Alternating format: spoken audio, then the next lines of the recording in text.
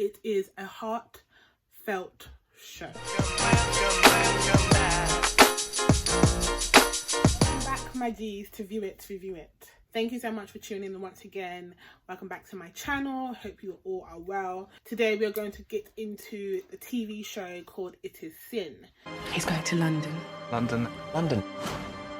I'm getting out of here. I'll be staying at 23 Piss Off Avenue, London, W fuck.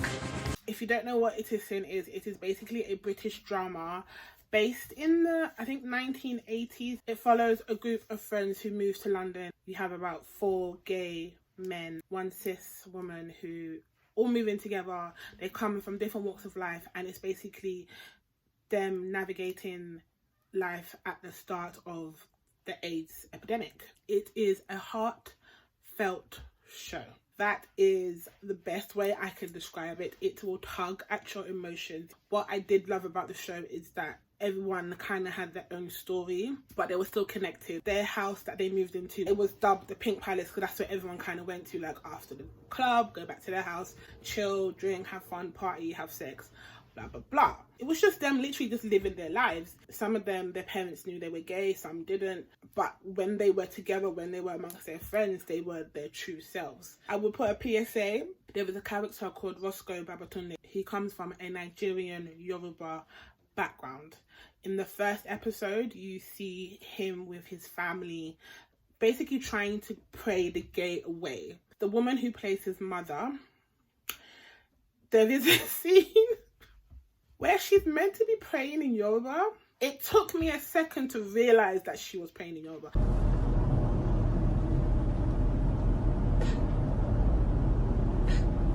I'm Nigerian, I'm Yoruba. So I was like, is she? No. I was like, she can't be. Because the accent and what she was saying, I said, wow, big Channel 4. If you are Nigerian, just, get through that scene.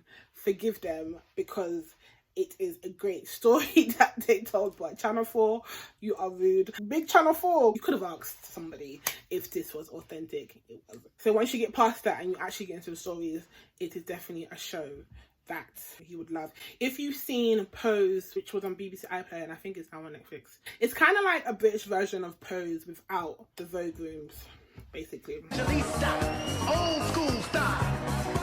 Yeah, Damon, I see you this. From the dance class to the ballroom. Oh! Queer guys living their lives literally while there is a disease that is being called the gay disease. Obviously, being someone who is queer and you hear that there is this new disease that is only targeting gay men, you're gonna think, oh yeah, like you're not really gonna believe it. The lead character, Richie, when it first came out, he didn't believe it. He had so many reasons, so many theories why it wasn't true. So I kind of understand why someone who was gay then would be hearing this thinking, oh yeah, whatever, it's just you, man, basically trying to silence us, eradicate us and all that stuff, or it's like a government made disease that's only targeting it. Like, I get it, but it was sad to see that literally their friends were just like going kind of like one by one. It got to a point where they had to really face reality, when they all had to get tested themselves and deal with this issue that was there. The show it's a 5-part series that is based from 1981 to about 1991, so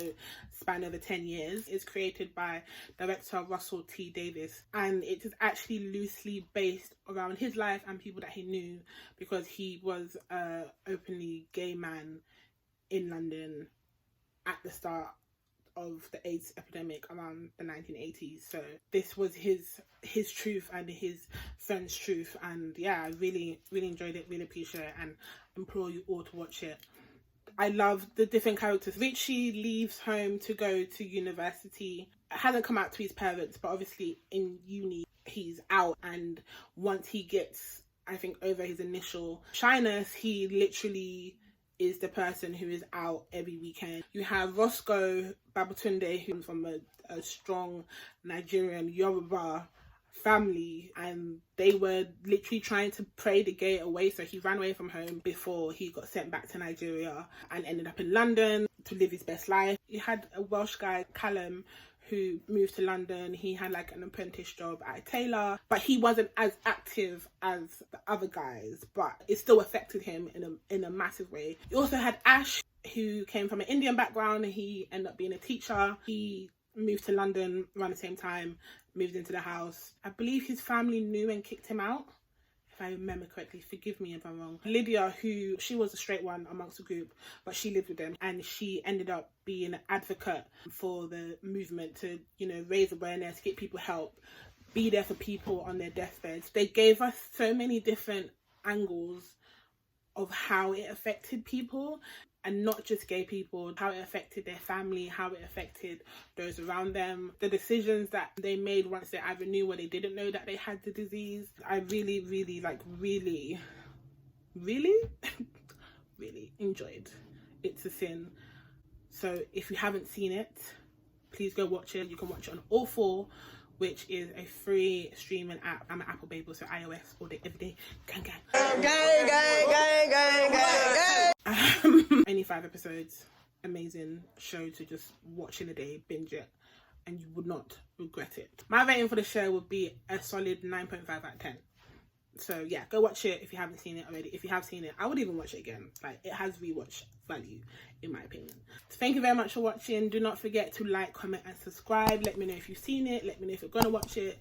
Let me know again if there are other TV shows or films you want me to review, and I shall add it to my list. And I shall see you guys on the next review. Bye.